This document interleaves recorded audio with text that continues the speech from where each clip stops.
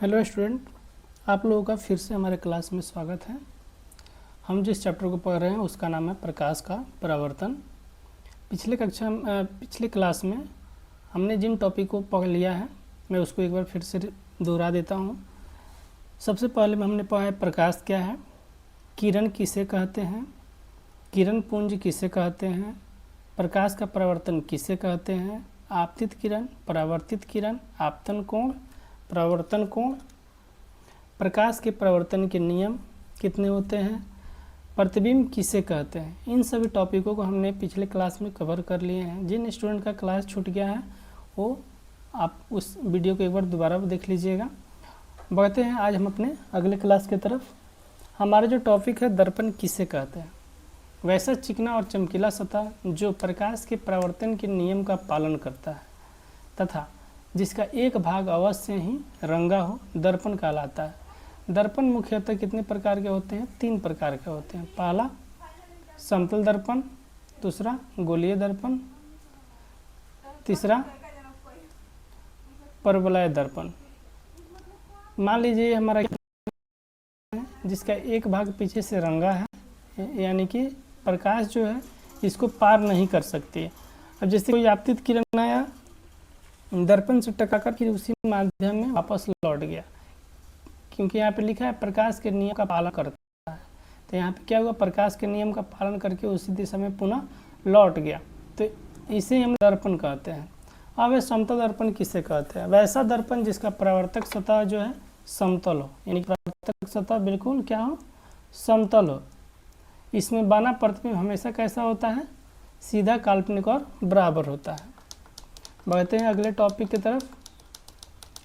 हमारा अगला टॉपिक है गोलीय दर्पण किसे कहते हैं। ऐसा दर्पण जिसका परावर्तक सतह एक खोखले गोले का भाग होता है गोलीय दर्पण कहलाता है। यह 2 प्रकार के होते हैं, एक अवतल दर्पण, एक उत्तल दर्पण। यहाँ पे आप देखिए ये हमारा अवतल दर्पण है, ठीक है, और ये हमारा उत्तल दर्पण है। अवतल दर्पण किसे कहते हैं? वैसा दर्पण जिसका परावर्तक सतह धंसा हो। यहाँ पे देखिए परावर्तक सतह क्या है, यहाँ पर धंसा हुआ है, अंदर की ओर धंसा हुआ है, अवतल दर्पण कहलाता है। अवतल दर्पण को अभिसारी दर्पण भी कहते हैं। आपका ऑब्जेक्टिव क्वेश्चन में आता है अवतल दर्पण को कौन सा दर्पण कहते हैं, तो अभिसारी दर्पण भी कहते हैं। अगला क्वेश्चन हमारा है उत्तल दर्पण किसे कहते हैं। तो इसका आंसर बोल सकते हैं वैसा दर्पण जिसका परावर्तक सतह क्या हो, उभरा हो। देखिए यहाँ पे जो इसका परावर्तक सतह है ये क्या है, उभरा हुआ है, बाहर की ओर निकल रहा है। उत्तल दर्पण को अपसारी दर्पण भी कहते हैं। गोलीय दर्पण से कुछ संबंधित बिंदु है, इसको आप ध्यान में रखिए। एक में क्या होता है, ध्रुव, फोकस दूरी, वक्रता केंद्र, प्रधान अक्ष, वक्रता त्रिज्या, द्वारक और फोकस। एक एक करके हम इन सभी टॉपिकों को ध्यान से पढ़ेंगे। पहला क्वेश्चन है वक्रता केंद्र किसे कहते हैं। दर्पण जिस खोखले गोले का भाग होता है, दर्पण जिस खोखले गोले का भाग होता है उसके केंद्र को हम लोग क्या बोलते हैं, वक्रता केंद्र बोलते हैं। इसको बड़ा सी के द्वारा सूचित किया जाता है। अगला क्वेश्चन है दर्पण का ध्रुव किसे कहते हैं। दर्पण का ध्रुव किसे कहते हैं? दर्पण के मध्य बिंदु को दर्पण का ध्रुव कहा जाता है। इसे P द्वारा सूचित किया जाता है। यानी जो दर्पण है, अगर ये दर्पण है तो इसका जो बीच वाला भाग होगा इसको ही हम लोग क्या बोलते हैं, ध्रुव बोलेंगे। अगला क्वेश्चन है प्रधान अक्ष किसे कहते हैं। गोलीय दर्पण के वक्रता केंद्र और ध्रुव से होकर जाने वाली रेखा को प्रधान अक्ष कहते हैं। इसे x से सूचित किया जाता है। यानी प्रधान अक्ष को हम किसके द्वारा सूचित करते हैं, x और x' के द्वारा सूचित किया जाता है। दर्पण का द्वारक किसे कहते हैं। दर्पण की चौड़ाई को ही दर्पण का द्वारक कहते हैं। यानी दर्पण का जो चौड़ाई होगा, ठीक है, यहाँ से यहाँ तक के बीच, यहाँ से और यहाँ तक के बीच को हम क्या बोलेंगे, दर्पण का द्वारक बोलेंगे। अगला क्वेश्चन है वक्रता त्रिज्या किसे कहते हैं। गोलीय दर्पण के वक्रता केंद्र और उसके ध्रुव के बीच की दूरी को वक्रता त्रिज्या कहते हैं। इसको कैपिटल R से सूचित करते हैं। बढ़ते हैं हम अपने अगले क्वेश्चन की तरफ। हमारा अगला क्वेश्चन है गोलीय दर्पण का फोकस या नाभ्यांतर किसे कहा जाता है? तो गोलीय दर्पण के प्रधान अक्ष के समांतर आतित प्रकाश की किरणें परावर्तन के बाद प्रधान अक्ष के जिस बिंदु पर मिलती है या मिलती हुई प्रतीत होती है, उस बिंदु को ही गोलीय दर्पण का फोकस कहा जाता है। इसे एफ यानी छोटे एफ के द्वारा सूचित किया जाता है। अगला क्वेश्चन है, फोकस दूरी किसे कहते हैं? गोलीय दर्पण की फोकस और ध्रुव के बीच की दूरी को फोकस दूरी कहते हैं। गोलीय दर्पण, ये हमारा गोलीय दर्पण हो गया, ठीक है। ये हमारा वक्रता केंद्र सी, ये हमारा फोकस हो गया, ठीक है। ये हमारा प्रधान अक्ष हो गया। अब यहाँ पे आपसे क्या बोल रहा है कि गोलीय दर्पण की फोकस यानी कि ए वाला पॉइंट और ध्रुव का जो बीच होता है, इसी को हम लोग क्या बोलते हैं? यहाँ तक की दूरी को हम लोग क्या बोलते हैं? फोकस दूरी बोलते हैं। अब अवतल दर्पण द्वारा, अवतल दर्पण का दूसरा नाम क्या है? अगला क्वेश्चन है, अवतल दर्पण का दूसरा नाम क्या है? तो अभिसारी दर्पण। उत्तल दर्पण का दूसरा नाम क्या है? अपसारी दर्पण। अवतल दर्पण का फोकस दूरी चिन्ह में कैसा होता है? तो ऋणात्मक होता है। उत्तल दर्पण का फोकस दूरी चिन्ह में कैसा होता है? धनात्मक होता है। गोलीय दर्पण में चिन्ह का निर्धारण कहाँ से किया जाता है? तो ध्रुव से किया जाता है। अवतल दर्पण तथा उत्तल दर्पण में वस्तु का दूरी का चिन्ह कैसा होता है? तो ऋणात्मक होता है। गोलीय दर्पण की फोकस दूरी और वक्रता त्रिज्या में कैसा संबंध होता है? तो एफ बराबर आर बट्टा 2 यानी फोकस बराबर त्रिज्या का आधा। एक गोलीय दर्पण जिसकी त्रिज्या 40 सेंटीमीटर है, तो बताइए उसका फोकस कितना होगा? तो फार्मूला पे हम बैठा देंगे। यहाँ पे त्रिज्या कितना है? 40, तो फोकस हमारा कितना हो जाएगा? 20। अवतल दर्पण को अभिसारी दर्पण क्यों कहा जाता है? इंपॉर्टेंट क्वेश्चन है। अवतल दर्पण को अपसारी दर्पण क्यों कहा जाता है? अवतल दर्पण के प्रधान अक्ष के समांतर आती प्रकाश की किरणें परावर्तन के बाद एक बिंदु पर जमा हो जाती है या मिल जाती है, इसलिए अवतल दर्पण को अभिसारी दर्पण भी कहते हैं। उत्तल दर्पण को अपसारी दर्पण क्यों कहा जाता है? ये भी क्वेश्चन इंपॉर्टेंट है। उत्तल दर्पण के प्रधान अक्ष के समांतर आती प्रकाश की किरणें परावर्तन के बाद एक बिंदु से फैलती हुई प्रतीत होती है। आप यहाँ पे देखिए, एक बिंदु से यहाँ पे क्या हो रही है? फैलती हुई प्रतीत हो रही है, इसलिए इसको क्या बोलते हैं? अपसारी दर्पण बोलते हैं। पिछले कक्षा में मैंने बताया था कि प के बाद जो फ आता है इसका मतलब उससे फैलेगा, और भ के बाद जो म आता है वो एक बिंदु पर मिलेगा। गोलीय दर्पण में बनने वाले किरण आरेख के लिए नियम क्या है? तो गोलीय दर्पण में बनने वाले किरण आरेख के लिए 4 नियम है। पहला, जब आपतित प्रकाश की किरण प्रधान अक्ष के समांतर भेजी जाती है तो परावर्तन के बाद फोकस से होकर गुजरेगी। देखिए यहाँ पे जो किरण है प्रधान अक्ष में क्या है? समांतर है, तो ये कहाँ मिल रही है? फोकस पे मिल रही है। जब आपतित प्रकाश की किरणें को वक्रता केंद्र से भेजा जाता है तो परावर्तन के बाद अपने ही रास्ते पर क्या हो जाती है? वापस लौट जाती है। यानी कि अगर हम इसको सी या वक्रता केंद्र से किरण आ रही है तो परावर्तन के बाद वक्रता केंद्र के साथ गुजर जाएगी। 3 नंबर, जब आपतित प्रकाश की किरणें फोकस से होकर भेजी जाती है तो परावर्तन के बाद प्रधान अक्ष के द्वारा गुजरती है। प्रधान अक्ष के समांतर, यानी कि जब आपतित किरण फोकस से होकर गुजरेगी तो परावर्तन के बाद इसके समांतर हो जाएगी, प्रधान अक्ष के समांतर हो जाएगी। चौथा नियम है, जब प्रकाश की किरणें को ध्रुव से भेजा जाता है तो आपतन का कोण परावर्तन कोण के बराबर हो जाता है। यानी कि अगर आपतित किरण P पर आकर मिलेगी तो जितना अक्ष और आपतित किरण के बीच जितना कोण बनेगा उतना ही कोण परावर्तन कोण और प्रधान अक्ष के बीच बनेगा। आपसे अगला क्वेश्चन पूछ सकता है, अवतल दर्पण एवं उत्तल दर्पण में अंतर लिखें। तो अवतल दर्पण एक साइड में और एक साइड में उत्तल दर्पण। अवतल दर्पण के बारे में देख रहे हैं हम, वैसा दर्पण जिसका परावर्तक सतह धंसा हो अवतल दर्पण कहलाता है, और उत्तल दर्पण में हमने क्या बताया कि इसका परावर्तक सतह उभरा हुआ होता है। 2 नंबर, अवतल दर्पण का फोकस दूरी ऋणात्मक होता है जबकि उत्तल दर्पण का फोकस दूरी क्या होता है, धनात्मक होता है। 3 नंबर में अवतल दर्पण में बड़ा एवं छोटा दोनों प्रतिबिंब बनता है, जबकि उत्तल दर्पण में हमेशा छोटा प्रतिबिंब बनता है। अब है उत्तल दर्पण में बनने वाले किरण आरेख को खींचे। सबसे पहला कंडीशन, जब वस्तु को अनंत पर रखा जाता है, अगर वस्तु बिल्कुल अनंत पर है तो प्रतिबिंब कैसा बनेगा, हम F पर। दूसरा, जब वस्तु को अनंत और वक्रता केंद्र के बीच रखा जाएगा तो हमारा जो प्रतिबिंब है कहाँ बनेगा, C और F, यानी वक्रता केंद्र और फोकस के बीच में बनेगा, वस्तु की अपेक्षा छोटा बनेगा। तीसरा कंडीशन, जब वस्तु को वक्रता केंद्र पर रखा जाता है यानी कि C पर रखा जाता है तो इस कंडीशन में प्रतिबिंब C पर ही बनेगा और वस्तु की अपेक्षा उल्टा बनेगा और वस्तु के बराबर बनेगा। चौथा कंडीशन, जब वस्तु को वक्रता केंद्र और फोकस के बीच रखा जाता है, यानी वस्तु अब कहाँ पे है, वक्रता केंद्र C और फोकस के बीच में, तो प्रतिबिंब C और अनंत के बीच बनेगा, वस्तु की अपेक्षा बड़ा बनेगा और उल्टा बनेगा।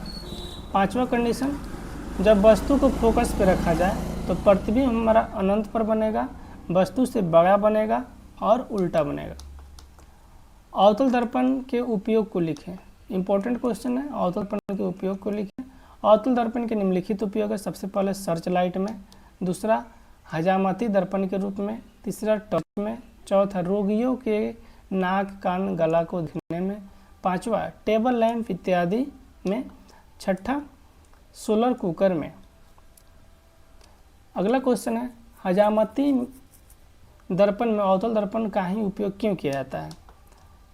जब अवतल दर्पण में वस्तु को फोकस और ध्रुव के बीच रखा जाता है तो इसका प्रतिबिंब दर्पण के पीछे बड़ा, सीधा और काल्पनिक बनता है और मुख्य रूप से बहुत बड़ा प्रतिबिंब बनने के कारण हजामती दर्पण के रूप में अवतल दर्पण का उपयोग किया जाता है। यानी कि अवतल दर्पण में क्या होगा, जब हम वस्तु को बिल्कुल नज़दीक रखेंगे दर्पण से तो इसका प्रतिबिंब जो होगा बहुत बड़ा बनेगा और दर्पण के पीछे बनेगा। अगला क्वेश्चन है, अवतल दर्पण का उपयोग सोलर कुकर में क्यों किया जाता है। जब प्रकाश की किरण को प्रधान अक्ष के समांतर भेजा जाता है तो परावर्तन के बाद फोकस पर जमा हो जाती है। अवतल दर्पण का उपयोग सोलर कुकर में किया जाता है। अगला क्वेश्चन है, गाड़ियों की हेडलाइट में अवतल दर्पण का उपयोग क्यों किया जाता है। जब प्रकाश की किरण को फोकस से भेजा जाता है तो वह प्रधान अक्ष के समांतर हो जाती है। इस गुण के कारण अवतल दर्पण का उपयोग गाड़ियों के हेडलाइट में किया जाता है। अगला क्वेश्चन है, उत्तल दर्पण का उपयोग स्ट्रीट लाइट में क्यों किया जाता है। जब प्रकाश की किरणें को प्रधान अक्ष और उसके समांतर भेजते हैं या भेजा जाता है तो सभी परावर्तित किरणें फोकस से फैलती हुई प्रतीत होती है। इस गुण के कारण ही उत्तल दर्पण का उपयोग स्ट्रीट लाइट में किया जाता है। अगला क्वेश्चन है, उत्तल दर्पण का उपयोग साइड मिरर के रूप में क्यों किया जाता है। उत्तल दर्पण में बना प्रतिबिंब सीधा एवं छोटा होता है और उत्तल दर्पण का दृष्टि क्षेत्र भी बहुत व्यापक होता है, इसलिए उत्तल दर्पण का उपयोग साइड मिरर के रूप में किया जाता है। चिन्ह परिपाटी क्या है। गोलीय दर्पण में वस्तु का प्रतिबिंब कभी आगे तो कभी पीछे बनता है, कभी उल्टा तो कभी सीधा बनता है। इन स्थितियों में अंतर स्पष्ट करने के लिए एक परिपाटी की आवश्यकता होती है जिसे चिन्ह परिपाटी कहा जाता है। इस परिपाटी के अनुसार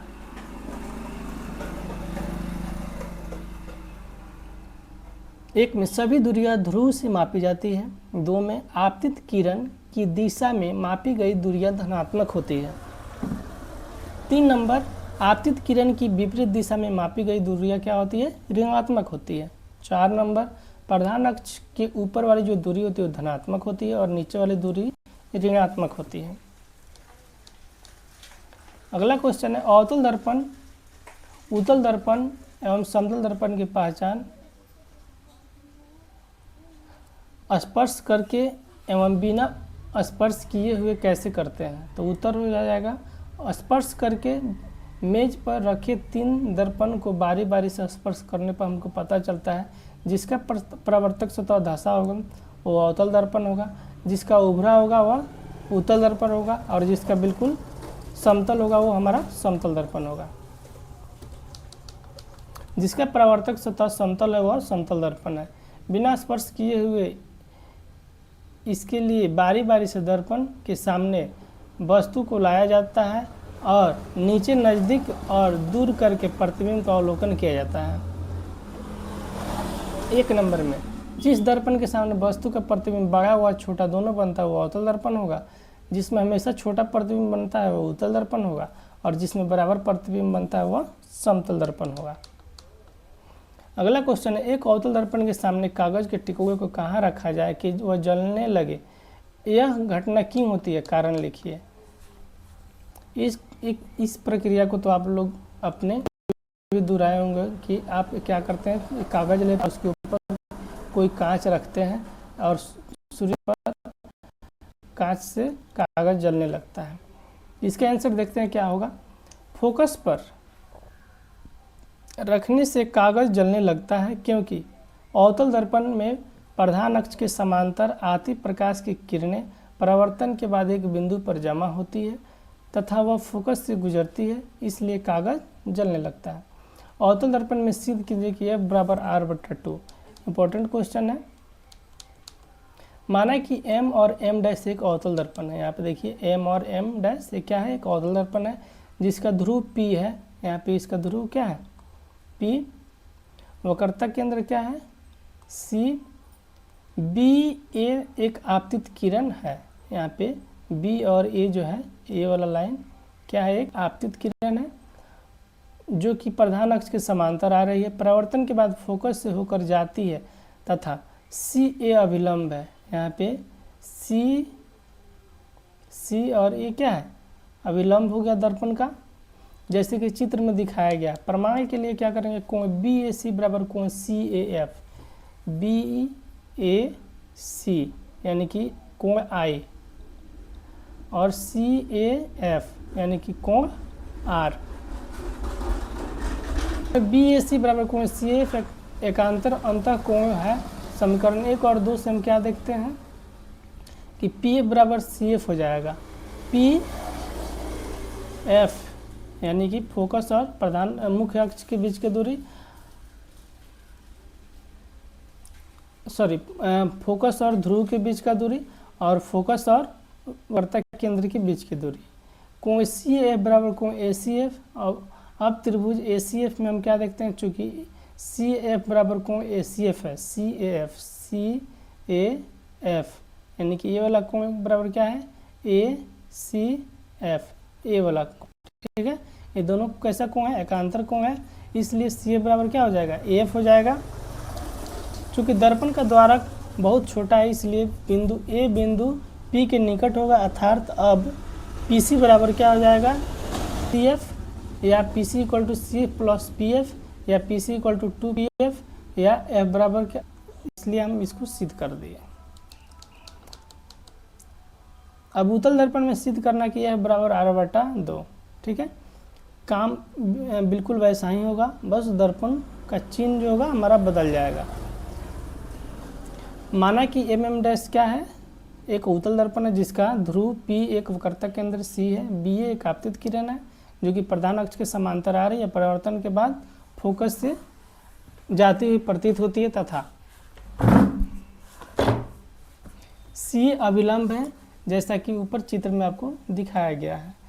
कोण 1 बराबर कोण 2 होगा परावर्तन के नियम से, कोण 2 बराबर कोण 4 हो जाएगा, सम्मुख कोण है। 1 और 2 से हम क्या पाते हैं कि कोण 1 बराबर कोण 4 है। अब कोण 1 बराबर कोण 3 संगत कोण है। समीकरण 3 और 4 से कोण CAF में कोण 3 बराबर कोण 4 हो जाएगा, AF बराबर CF हो जाएगा। समीकरण 5, यदि दर्पण का द्वारक बहुत छोटा है तो AF बराबर PF हो जाएगा। समीकरण नंबर 6, 5 और 6 को जब हम जोड़ते हैं तो हमें क्या प्राप्त होता है, R इक्वल टू 2F। आप इसको 2-3 बार कॉपी पे जरूर बनाइएगा, आपको आसान लगने लगेगा। अब है अगला क्वेश्चन, दर्पण सूत्र किसे कहते हैं। वैसा सूत्र जो वस्तु की दूरी, फोकस दूरी और प्रतिबिंब की दूरी के बीच संबंध बतलाता है, जिसे दर्पण सूत्र कहा जाता है। इसके अनुसार क्या होता है, 1/v प्लस 1/u बराबर 1/f। अवतल दर्पण में सिद्ध करना है ठीक है, तो आप इसको एक बार कॉपी में नोट कीजिएगा देखकर नोट्स से।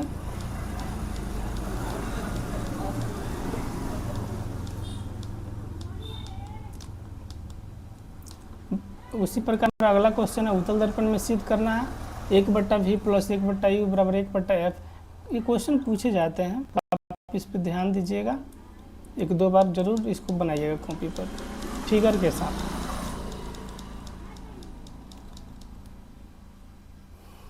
हमारा अगला क्वेश्चन है, अनुबद्ध फोकस क्या है। गोलीय दर्पण के प्रधान अक्ष पर स्थित ऐसा बिंदु, 2 बिंदु जिसके एक बिंदु पर वस्तु को रखने से दूसरे बिंदु पर प्रतिबिंब बन जाता है, ये दोनों बिंदु एक दूसरे के सापेक्ष अनुबद्ध फोकस कहलाते हैं। अब है आवर्धन क्या किससे कहते हैं। उत्तर हो जाएगा प्रतिबिंब की ऊंचाई और वस्तु की ऊंचाई का जो अनुपात होता है उसको हम लोग क्या बोलते हैं, आवर्धन बोलते हैं। या प्रतिबिंब की दूरी और वस्तु की दूरी के अनुपात को क्या बोलते हैं, आवर्धन बोलते हैं। आवर्धन का फॉर्मूला क्या हो गया, m बराबर -v/u। अब है अगला क्वेश्चन, आवर्धन, अवतल दर्पण में आवर्धन के लिए व्यंजक प्राप्त करें। तो ये भी क्वेश्चन आप इसको सिद्ध करना है, आप इसको कॉपी में एक बार उतार कर देख लीजिएगा। नेक्स्ट क्वेश्चन है, उत्तल दर्पण में आवर्धन के लिए व्यंजक प्राप्त करें। इस क्वेश्चन को भी आप लोग कॉपी में नोट्स से देखिएगा और उतार लीजिएगा।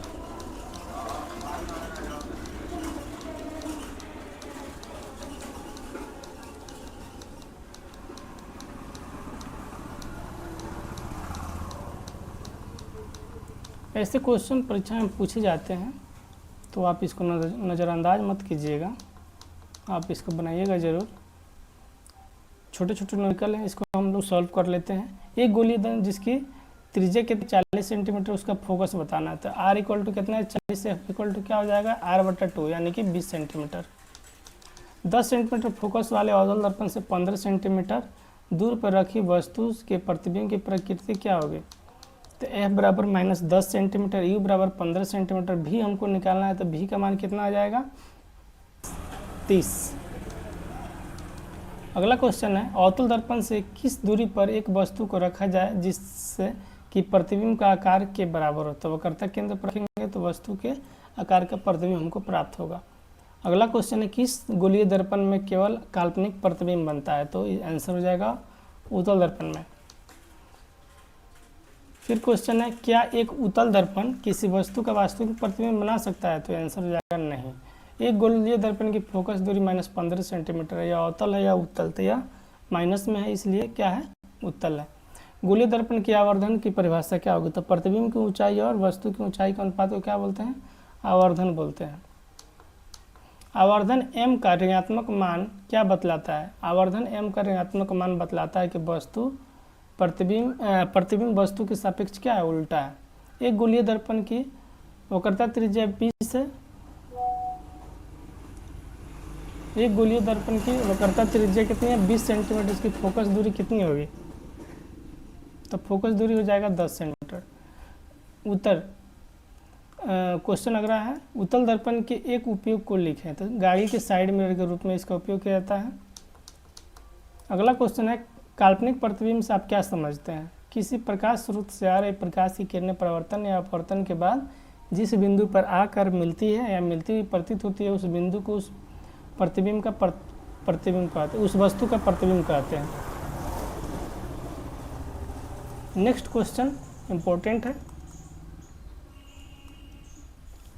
समतल दर्पण में आवर्धन m बराबर +1 का क्या अर्थ है। समतल दर्पण में आवर्धन +1 का अर्थ है कि प्रतिबिंब का आकार वस्तु के आकार के बराबर है, v बराबर u, तथा प्लस का मतलब है प्रतिबिंब सीधा बनेगा।